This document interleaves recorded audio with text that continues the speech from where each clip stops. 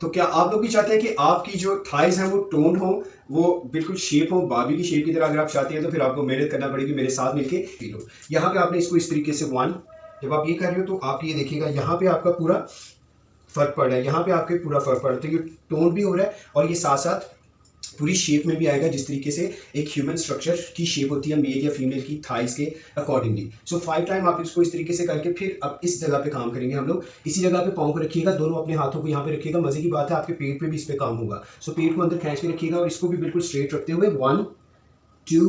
बहुत ज़्यादा आपको यहाँ पे आपके हैमस्ट्रिंग्स पे शुरू में खिंचाव आ गया। ये वही खिंचाव है जो एक्चुअली आपकी इलास्टिसिटी भी बढ़ाएगा और साथ ही साथ आपकी जो थाइज है उनको टोन भी करेगा। इसी तरीके से आपको फर्क महसूस होना शुरू हो जाएगा। Thank you very much for watching the video. इस तरह की और बहुत ज़्यादा वीडियोज़ को देखने के लिए, अपने जिस्म पे काम करने के लिए, इसको टोन करने के लिए आपको YouTube channel yoga with THP पे काफ़ी वीडियोज़ मिल जाएगी। बाकी लोग तक भी इन्फॉर्मेशन शेयर कीजिए जिसको आप चाहते हैं कि